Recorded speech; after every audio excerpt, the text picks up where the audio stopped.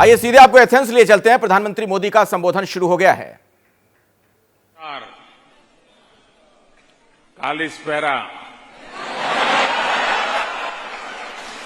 सत श्री अकाल, जय गुरुदेव, बोलो धन गुरुदेव। जब जश्न का माहौल होता है, उत्सव का माहौल होता है, तो मन करता है कि जल्दी से जल्दी अपने परिवार के लोगों के बीच पहुंच जाए। मैं भी अपने परिवारजनों के बीच आ गया हूं।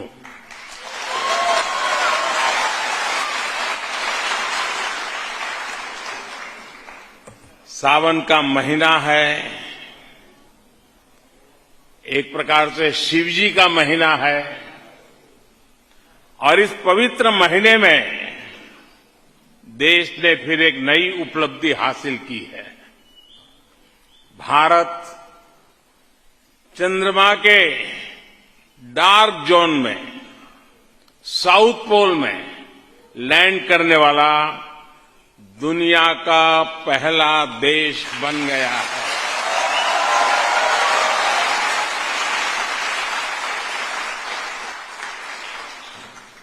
भारत ने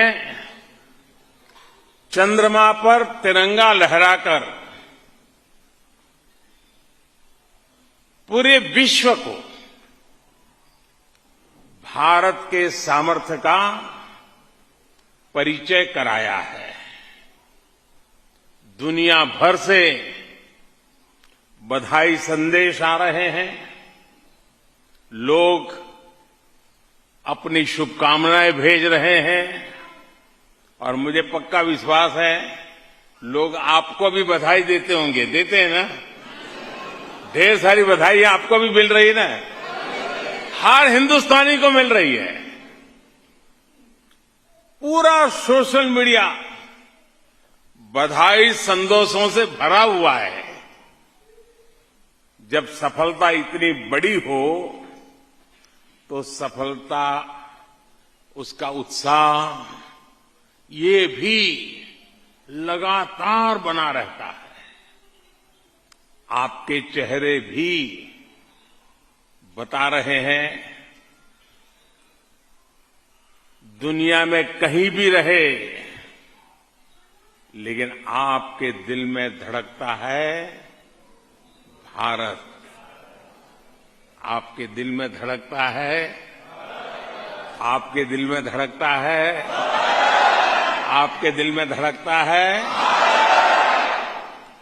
मैं आज ग्रीस में आपके बीच आकर एक बार फिर सभी को चंद्रयान, उसकी एक भव्य सफलता के लिए बहुत बहुत बधाई देता हूं।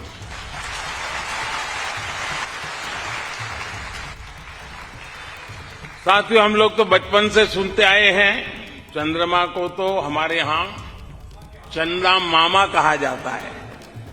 क्या कहा जाता है? आपने देखा होगा, चंद्रयान को लेकर कुछ लोग तस्वीरें शेयर कर रहे थे कि हमारी धरती मां ने अपने भाई चंद्रमा को राखी के तौर पर चंद्रयान भेजा है। और देखिए, चंद्रमा ने कितनी अच्छी तरह उस राखी की मर्यादा रखी, उसका सम्मान किया। राखी का पर्व भी कुछ ही दिनों में आ रहा है। मैं आप सभी को रक्षाबंधन की अग्रिम शुभकामनाएं भी देता हूं।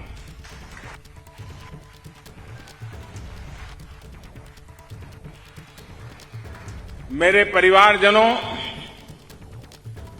मैं दुनिया के कितने ही देशों में गया हूं, लेकिन ग्रीस आना, एथेंस आना मेरे लिए बहुत खास है। एक तो एथेंस का इतिहास हजारों साल पुराना है। दूसरा, मैं काशी का सांसद हूं, जो दुनिया के सबसे पुराने जीवंत शहरों में से एक है काशी।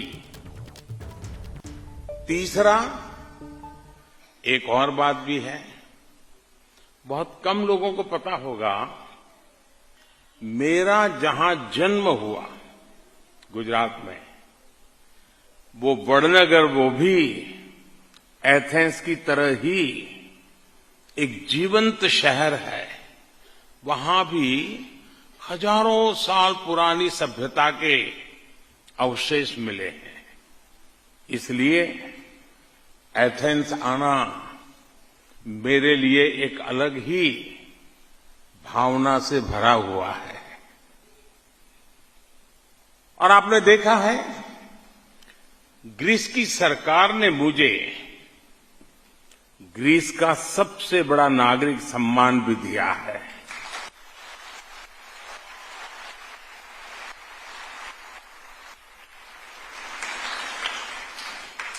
इस सम्मान के हकदार आप सब लोग हैं। इस सम्मान के हकदार 140 करोड़ भारतीय हैं।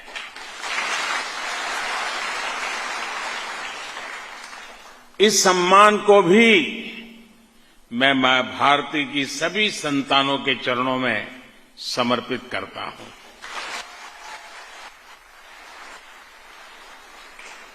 साथियों, आज मैं ग्रीस के लोगों के साथ अपनी संवेदना भी व्यक्त करना चाहता हूं।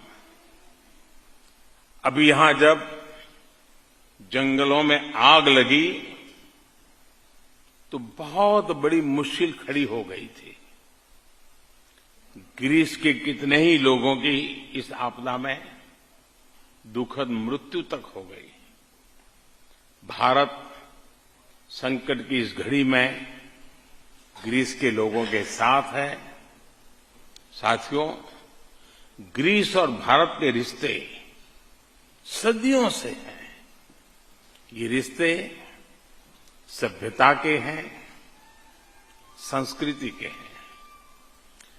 ग्रीक इतिहासकारों ने भारतीय सभ्यता का बहुत गहन वर्णन किया है।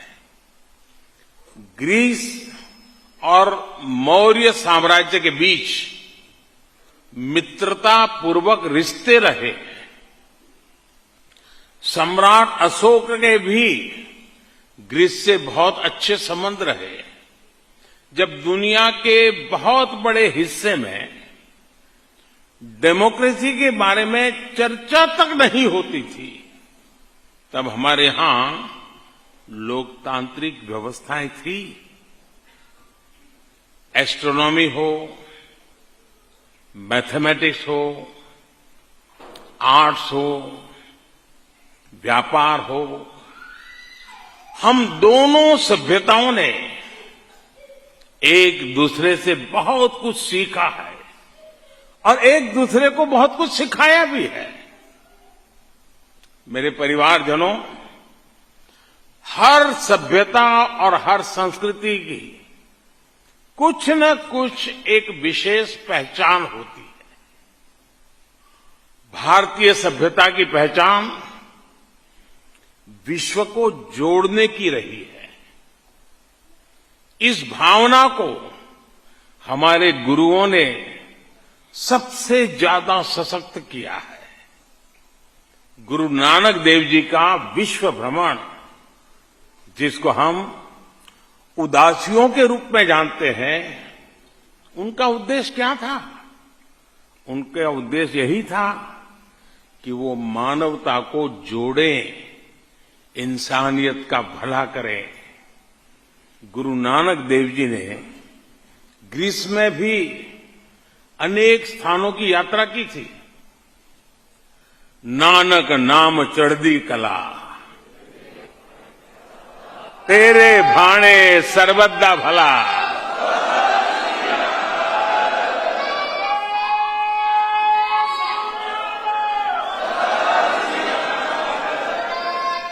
सबका भला हो, सबका हित हो, यही कामना तब भी थी और आज भी भारत इन्हीं संस्कारों को आगे बढ़ा रहा है। आपने देखा है कि कोरोना काल में कैसे भारत की दवाओं ने सप्लाई चेन को चलाए रखा, रुकावटें नहीं आने दी। Made in India corona vaccine ने दुनिया भर में करोड़ों करोड़ों लोगों का जीवन बचाया। कोरोना के इस काल में हमारे गुरुद्वारों में लंगर लगे, मंदिरों में भंडारे लगे, हमारे सिख नौजवानों ने मानवता की मिसाल पेश की। एक राष्ट्र के रूप में, एक समाज के रूप में ये जो काम भारत करता है, यही हमारे संस्कार है। साथियों, आज दुनिया नए वर्ल्ड ऑर्डर की तरफ बढ़ रही है। भारत के बढ़ते सामर्थ्य के साथ ही विश्व में भारत की भूमिका भी तेजी से बदल रही है। अभी मैं दक्षिण अफ्रीका में ब्रिक्स समिट में हिस्सा लेकर आ रहा हूं। अब से कुछ दिन बाद भारत में G20 का शिखर सम्मेलन होने जा रहा है। G20 का प्रेसिडेंट होने के नाते भारत ने इसकी जो थीम तय की है, उसमें भी विश्व बंधुत्व की यही भावना नजर आती है। ये थीम है वसुधैव कुटुंबकम, one earth, one family, one future. यानी पूरी दुनिया का फ्यूचर साझा है, जुड़ा हुआ है। इसलिए हमारे फैसले और हमारे सरोकार भी उसी दिशा में है। साथियों, हम भारतीयों की एक और खासियत होती है कि हम जहां भी रहे मिलजुल करके रहते हैं। जैसे दूध में, पानी में शक्कर की तरह घुल मिल जाते हैं। आप भी यहां ग्रीस में आकर यहां की अर्थव्यवस्था की और खासकर ग्रामीण अर्थव्यवस्था की मिठास बढ़ा रहे हैं। आप यहां ग्रीस के विकास के लिए इतनी मेहनत कर रहे हैं, वहीं भारत में आपके जो नाते रिश्तेदार हैं, वो भी पूरी ताकत से देश के विकास में जुटे हुए हैं।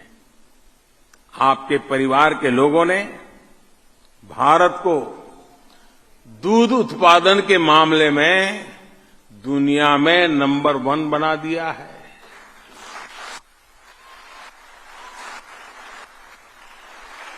आपके परिवार के लोग भारत को धान, गेहूं, गन्ना, फल, सब्जियां, इन सभी के उत्पादन में दुनिया में दूसरे नंबर पर ले आए हैं। आज भारत उस स्केल पर काम कर रहा है जो 10-15 साल पहले तक अकल्पनीय लगते थे।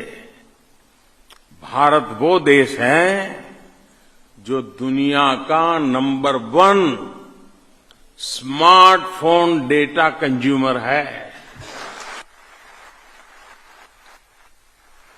भारत वो देश है जो इंटरनेट यूजर्स के मामले में दुनिया में दूसरे नंबर पर है। भारत वो देश है जो दुनिया का दूसरा सबसे बड़ा मोबाइल मैन्युफैक्चरर है।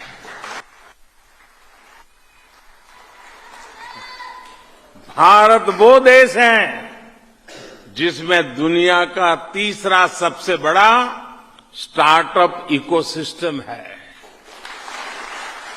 भारत वो देश है जिसमें दुनिया का तीसरा सबसे बड़ा ऑटोमोबाइल मार्केट है। भारत वो देश है जिसमें दुनिया का तीसरा सबसे बड़ा सिविल एविएशन मार्केट है। साथियों, आज आईएमएफ, वर्ल्ड बैंक हो, सभी भारत की मजबूत अर्थव्यवस्था की तारीफ करते नहीं थकते हैं। आज दुनिया की बड़ी बड़ी कंपनियों में भारत में निवेश करने के लिए होड़ मची हुई है। आज भारत दुनिया में 5वें नंबर की सबसे बड़ी आर्थिक ताकत है।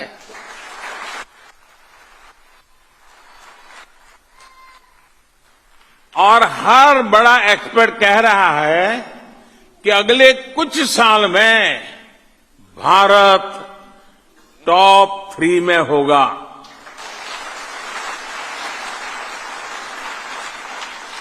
साथियों,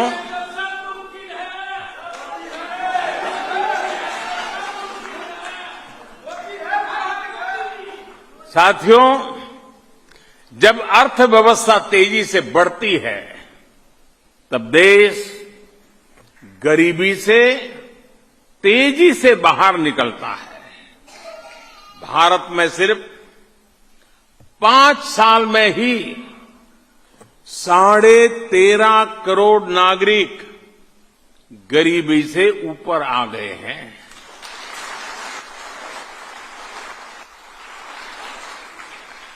भारत की इकोनॉमी का साइज बढ़ने के साथ ही हर भारतीय, हर परिवार की आय में भी बढ़ोतरी हो रही है और भारत के लोग ज्यादा कमा रहे हैं तो ज्यादा इन्वेस्ट भी कर रहे हैं।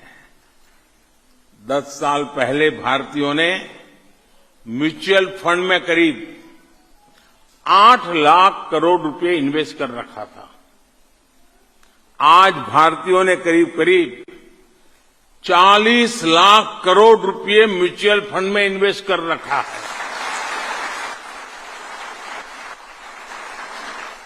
ये इसलिए हुआ है क्योंकि आज हर भारतीय आत्मविश्वास से भरा हुआ है और भारत भी आत्मविश्वास से लबालब है।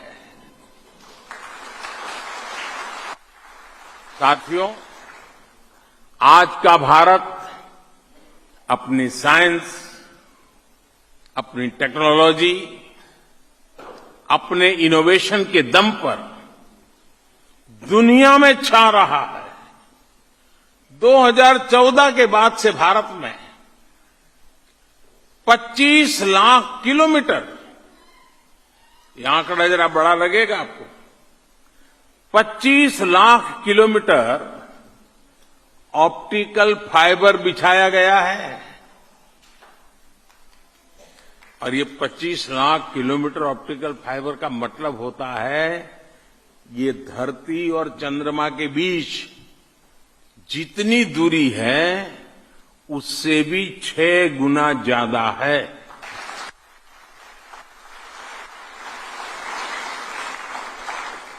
भारत आज दुनिया का वो देश है जिसने रिकॉर्ड समय में 700 से ज्यादा जिलों में 5G सर्विस पहुंचाई है।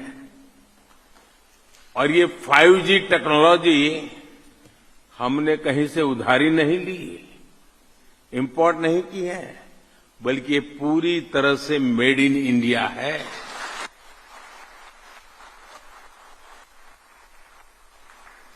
आज भारत में हर गांव, हर गली में डिजिटल ट्रांजैक्शन होने लगा है। अमृतसर से लेकर आइजॉल तक आपको 10 रुपये का भी कुछ खरीदना हो तो आप उसका डिजिटल पेमेंट बहुत आसानी से कर सकते हैं। पिछले दिनों आप में से जो हिंदुस्तान गए होंगे, आपने अनुभव किया है कि नहीं किया है? यही होता है ना, जेब में रुपयों की जरूरत नहीं, बस आपका मोबाइल फोन काफी है। साथियों, आज भारत जिस स्पीड और स्केल पर काम कर रहा है, वो सुनकर भी हर हिंदुस्तानी का दिल और आपका दिल भी गदगद हो जाएगा। आपको जानकर गर्व होगा कि आज दुनिया का सबसे ऊंचा रेल ब्रिज आपके भारत में है।